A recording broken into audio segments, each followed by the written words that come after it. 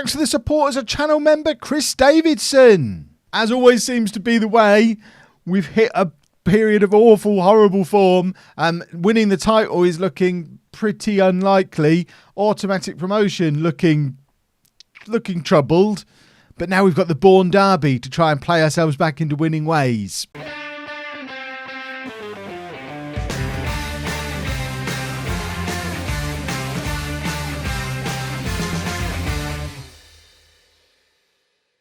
Hello and welcome to part 97 of Bourne Again. I'm Kevin. Coming up on today's episode, we face both Bournemouth and Birmingham away from home in the Championship. Since you were last with me, as mentioned, pretty ropey form. Lost to Huddersfield, lost to QPR, drew with Preston, lost to Hull, narrowly managed to scrape our way past Sheffield Wednesday to hopefully start something of a recovery, because the league table is not looking pretty. We were in a very strong position before that run of 5 games, but now Everton's starting to pull away from us a little bit. Although, to be fair, if we win our game in hand, we'll only be 3 points behind them, but they do have a better goal difference, much better form. I'm not sure if are we due to play Everton again before the end of the season? Of course. The final 2 days against Everton and Swansea. So you could argue it's still all to play for right now, but it might not be after this episode, because we've got to win both matches. There's no two ways about it. We can't have another spell of 4 games like that spell of 4 games that we just had. We need to go and win our next 3, 4, 5 games on the bounce to actually stay in contention for automatic promotion. So that has to start here. And this is a team we're putting out there for the Bournemouth game, which is in 3 days. So it might not be the team. I'll be back in 3 days. There we go then. Now we've made it through to match day, and this is the team that is going to face Bournemouth. And we've got Hardy in goal, a back four of Congni, Kjalic, Reed and Lastra, and Nautovic and a Parasido in midfield. Bruce, Robinson and Scott behind Lahif up front. Let's get into the game. Let's hopefully pick up 3 points, because we need a win. We've got to win.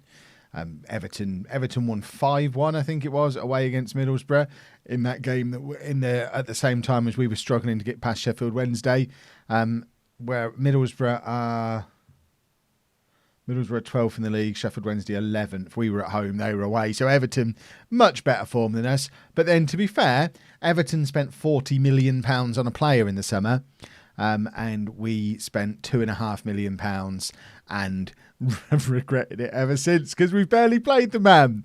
So we are kind of different standards of football club, I would suggest. So the fact that we're even close to keeping pace with them is lovely stuff. Kjalic now plays it forward to Robinson. Robinson finds Congni on this left-hand side, who skips past his man beautifully. Cross comes in. Scott plays it back to Lastra. Lastra with the shot from the edge of the area. We've just had another £800,000 offer in for Lastra, which we declined, and he's now going to be signing a new 3-year contract with us. We're all in on Lastra as our right back. I can't imagine a better right back at the football club. I can't imagine such a thing could possibly exist. In other news, Ansong probably going to be going out on loan because he's unhappy again about not getting any football. That boy's never happy. I don't know what I've got to do to make him happy. And what I do, I've got to send him out on loan. So that's what we're going to be looking to do. Get him out on loan for some game time. And then one day, who knows, he might get some games for us. Not while Lastra's around, probably. Kjalic now plays it to Reed.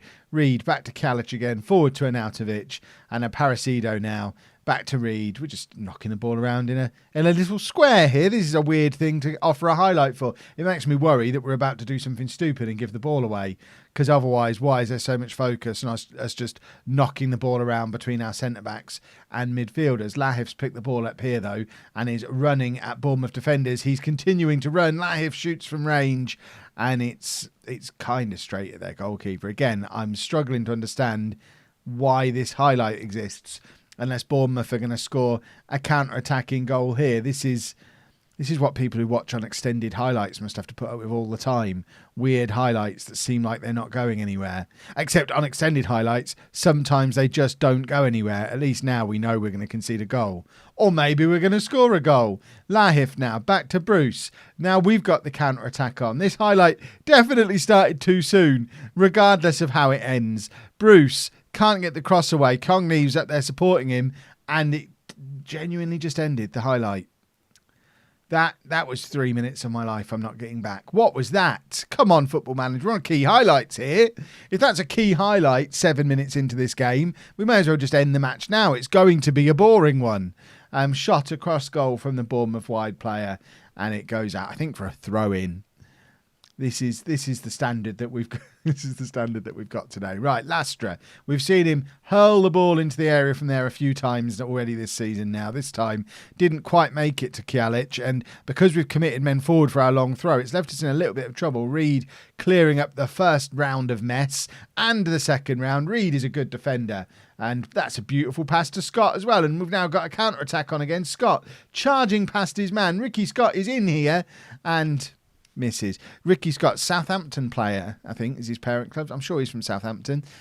So I guess, is there a local rivalry between Bournemouth and Southampton? I know they're close together, but I guess Southampton are too concerned with Portsmouth to really notice Bournemouth exist. It must be quite upsetting to be a Bournemouth fan, but because you're kind of the new kids on the block invading their territory. Although really, with Portsmouth down in a traditional Bournemouth position these days, you'd think more of a rivalry between Bournemouth and Southampton would have developed. Maybe it has, and I just haven't heard about it. Lastra is in a crossing position again, plays it back to Scott, who has it nipped off of him on the edge of the area, and now Bournemouth coming at us again with another counter-attack. There's only 18 minutes on the clock in this game.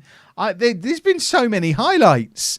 I've done entire matches that have had fewer highlights than this one. We've had loads of highlights and nothing's really happened. I don't understand. I need to check that we've not gone on to extended highlights somehow. No, still on key highlights. Genuinely don't understand why we're seeing so much of this match. Robinson skips past his marker and he's won a penalty, and it's going to be Lahith to take. 23 minutes on the clock. Robinson did very well there, just sort of skipping around the place. And hopefully Lahith can be as consistent as ever from the penalty spot. He can't. That's the first time we've ever seen that man miss a penalty. He's probably scored 4 or 5 for us this season, and there's his first miss. It's just destined to be one of those days, I think. Corner comes in. Nobody's there to get on the end of it, and now we're going to get another long, drawn-out highlight. We're not. We're saved from the painfully long highlight by the end of the highlight. And we now go again. I don't believe anything's going to happen now. This match has taken any belief that anything can happen in a football match from me.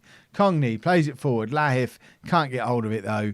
And now Bournemouth coming down this right-hand side. Skips past Cogney, and that is a lovely goal for Bournemouth. They deserved the goal because it was so well put together. I mean, looking at the stats, 50-50 for possession. Both teams have had a clear-cut chance. Ours was a penalty. Both of us have had a half chance as well. This must be their clear-cut chance. It's all carved out by this player. He's done really well. Skips past 2 of our players and leaves himself almost with an open goal. It's very good football, but it doesn't really help us. We've missed a penalty. We've had a wonder goal scored against us.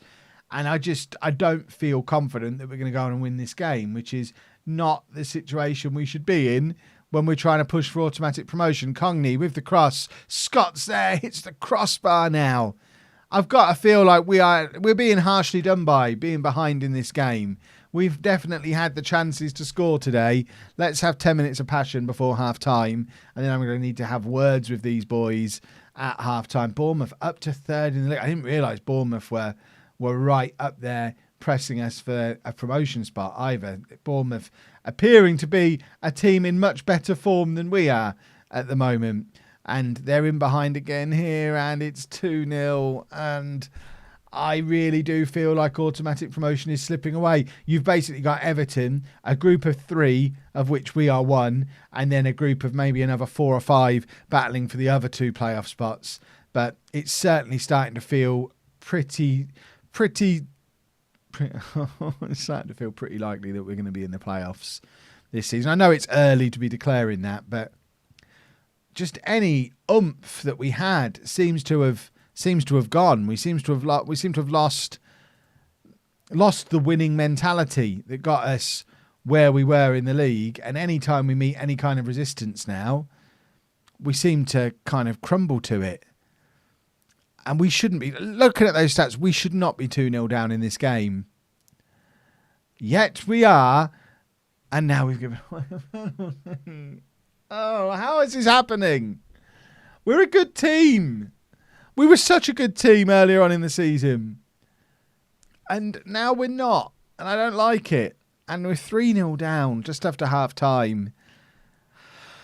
Oh, this is going to be a long last 15 games of the season if this is how it's going to be. This is going to be 1 win in 6 for a team trying to get promoted automatically, which obviously we're now out of the automatic promotion spots and we can't even talk about games in hand now because this was our game in hand and we've been absolutely battered in it and are now fallen down to 3rd. Swansea still licking their lips, looking up at us, knowing they've still got to play us. We're going to be lucky to stay in the playoffs if we carry on with the form we're in. This is shockingly bad. Demand more. And this is where our lack of a plan B comes in. Again, it's a regular theme. Lack of plan B. I wonder if it's time to start playing with a defensive midfielder rather than an attacking midfielder in games like this. Scott's in and it's wide. And we've had the chances. Oh, we've had the chances. Bournemouth now bringing on Malloy, who was on loan with us a few years ago. I had the option to sign him permanently and decided not to. Lahif's having a terrible game. Bruce is having a terrible game. We may as well make it a triple. Scott's missed some big chances as well. There you go. We're making 3 changes with 20 minutes to go. We're asking for anything out of these players. Just do something. We've just brought £5 million off a player on. Between Minic and Santos, you're looking at about £4.5 million off a fee for the two of them, and they can't get in the side. Maybe it's time to give those two a run. Maybe it's time to go with our young players. But it's not, because Leicester is one of our best players, and that's one of the obvious places to bring a youngster in, because we've got a really good one there. We've got Amlang as a young striker who doesn't even get on the bench because we've got Santos and Lahif ahead of him. This has been a tough match to watch for me. And Bournemouth, Reed is a bright point. I really like Reed, but remember when Hardy was great. Remember when you were all asking for Alan Hardy to be knighted, and then this season happened, and he just looks like every other goalkeeper in FM20. When was the last time you saw him make a really good save compared to all these mistakes he's making now? He's playing in the same division he's been in for the last 2 years, but for whatever reason, he's had a downgrade to just be pretty incompetent now. Oh, God. 4-0. How do you come back from something like this? Cogney can't even be bothered to do the long throws anymore. Cross comes in. Minic has done brilliantly there. Right, there's an argument to get him in the team because he was involved in the build-up and it's a lovely finish. That's his first goal for us and he did brilliantly. So maybe it is time to starting him. Perhaps he's the man who'll save our season, because that is some lovely football. Well, let's see. I've done the wrong team talk as well. My assistant manager saved it a bit, hopefully. We've got to pick ourselves up, dust ourselves off, head to Birmingham and hopefully not get battered again. So my solution to all our troubles is getting our captain back. Hernandez fit enough to play a half. So we're getting him in to play that half. And we've got some of the youngsters on the bench. It's a bench full of young players. Arnautovic, Santos, Ansong, Minic, Amlang. They're all there. They're going to get their opportunities. I mean, Arnautovic obviously gets plenty of opportunity, but the rest of them will get their opportunities if we don't play well. Because if it's looking like the promotion push is falling apart, we may as well do what we haven't really done in recent years, which is start developing these youngsters and give them an opportunity. Because if the old men are going to fail, let's get the youngsters in and let them fail instead. Because if nothing else, they're cheaper than the likes of Lastra, who's just signed a big money new contract. If he's not going to perform, let's get Ansong in. I know that's harsh on Lastra because he was fine in the last game. He didn't play poorly, and that was a big throw from Lastra as well. But they're going to counter-attack us from it, aren't they? Oh, yeah. At least Hardy makes a save this time. But How is an attacking position turned into us defending a corner? This isn't how things used to be. Luckily, that's a pathetic corner. Birmingham are down in 8th place. They should be a completely different proposition to what we just had with Bournemouth. Lastra, I know I've asked him to do long throws, but they're only supposed to be from the opposition half, and they're supposed to be aiming at our players. And Robinson's done well there to play Lahif in. Real strong suspicions of offside, but I guess someone must be playing him on because it's been given a 28th goal of the season for Lahif. He's noticed that the young lad he's most afraid of, Amlang, is up on the bench today and has decided that he's not going to miss his opportunity. So I guess it's that guy there who's playing everyone onside. So not only is it his terrible pass, but he's playing Lahif onside as well. I'd be taking him off and beating him if he'd have been in my team with a double howler like that. Big throw again from Lastra. It ends up back with Lastra for the cross. Finds Kalic, who stayed forward from the long throw. Parasido now back out to Lastra again. Our men are still queuing up in the middle. I don't know if Kalic is still in there. Parasido back to Lastra again. Back to Parasido again. There's Hernandez. Are we going to get the ball back in the area? No, we're just going to give the ball to Birmingham and let them do a counter-attack. Fair enough. I mean, you lads, you're the footballers. I'm just the manager. What do I know? I would have put it back in the area then when we still had the 6'5" defender up there to get on the end of a cross. But I guess that's why I never made it as a footballer.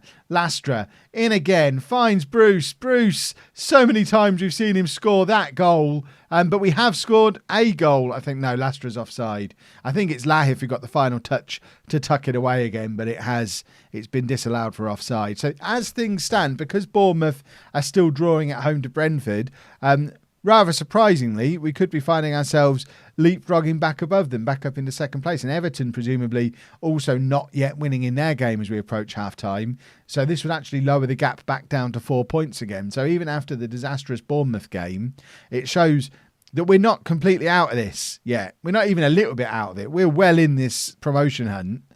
We just need to play well and not do things like that. Oh. It hurts watching it happen. We're better than that. Why are things like that happening now all of a sudden? I don't see what's changed. Right, guard against complacency and also pray that Everton and Bournemouth don't go ahead in their games. And Swansea. We need favours from the rest of the division for a little while we try and drag ourselves back into some kind of form. Right, Robinson with the counter-attack here. Plays Lahif in. Lahif is going to just balloon it. Oh, okay, I thought he'd kicked it over that far over the bar from there, but it's taken a deflection off the defender, I think. Lahif with the in-swinging corner. It's a very juicy corner that the keeper can't deal with, but unfortunately, neither can any of our players who the ball ended up with when it was cleared. But it's Lahif with another corner now from the other side. Finds, I think, was that Bruce he found of that corner? I don't know why Bruce would be in there if it was. I might need to have another look at my corner instructions. It could have been Reed, I guess. Maybe. But again, Reed shouldn't be the man who's going forward because Reed's like 8 inches shorter than Kalic. It should be Kalic that we're aiming for from these corners. All 6'5" of him. We were supposed to take Hernandez off. Whoops. See, thinking of big men, I remembered an Arnautovic. Hernandez has played 20 minutes more than he should have done. Hopefully we've managed to get away with it. We're going to bring Minic on again on that left wing. It is going to be a big advantage for him that he can play out there because it's been a problem area for us all the way through our run in the Championship, that left-hand side. Obviously, Bruce has done a job when he's out there, but Bruce is primarily a central midfielder who's been playing out of position up there. Right. I am going to take off Ziyech and bring on either Santos or Amlang. So I'm going to change the formation first. I'm going to see which one my assistant manager thinks I should bring on for Ziyech. Santos. Okay. They're both young and need opportunities, so I'm happy to go with either of them. Robinson can go out onto that right-hand side, and it's a way to get the second striker on and give him some game time without having to sacrifice Lahif, who once again has scored a goal and is playing pretty well. So it is a little bit harsh to take him off in those circumstances. It looks like we are just about clinging on, and things are going our way. Everton, I think, have lost their game because it's gone down to a 3-point gap again at the top. So after a miserable first half of this episode, I think things have just turned themselves around a little bit and we've actually had some favours there. So Everton, where are Everton? Everton losing away to QPR are in 5th. Bournemouth lost at home to Brentford. So after all of that, we're now still back. We're back in 2nd with only 3 points behind Everton, just like we were at the start of the video. The only thing we've not got now is the game in hand. It is still all to play for, boys and girls. If you've enjoyed that, please make sure you leave a nice big thumbs up on there for me. Subscribe to the channel for daily Football Manager videos, and thank you very much for watching.